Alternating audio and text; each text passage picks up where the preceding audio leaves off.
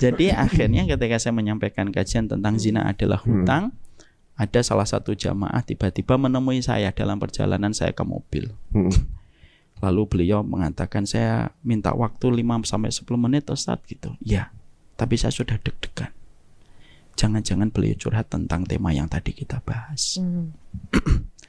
Dan betul, mengalirlah cerita beliau sama istrinya tidak dekat dengan beliau, tapi beliau mengatakan itu istri saya Ustaz, agak di tempat yang jauh. Ya, gimana Pak? Dia lalu berkata tentang masalah zina. Saya dulu sama istri saya sebelum menikah saya berzina.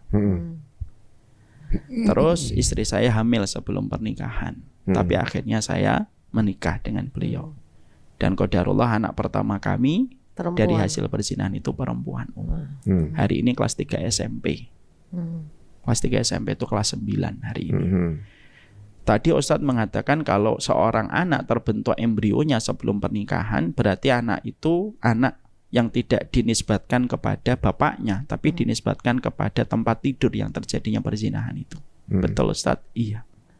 Dan antum mengatakan kalau anak yang terbentuk embrionya sebelum pernikahan, berarti nanti dia tidak bisa ketika nikah nggak bisa diwakilkan kepada bapaknya karena bapaknya bukan wali yang syah, sebagian pendapat fikih yang paling kuat semacam itu.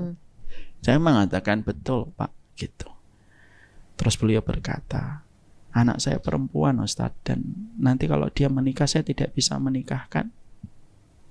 Saya berkata, kalau saya yang punya hukum Pak, mungkin saya akan berbelas kasih sama Bapak, tapi kan hukum bukan milik saya.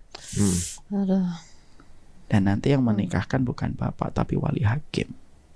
Saya sudah tobat, saya tahu karena Bapak ini saya kenal familiar. Kalau beliau sedang ngaji itu selalu di soft depan.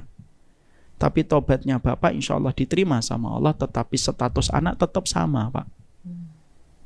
Beliau menangis, kita kuatkan gitu, kita peluk. Istrinya pakai cadar Mas. Menangis untuk gini.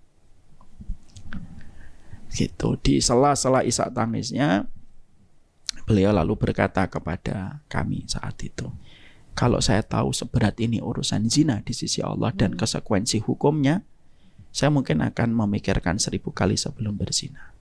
Itulah ilmu terkadang datangnya terlambat ketika kita tidak merespon secara cepat.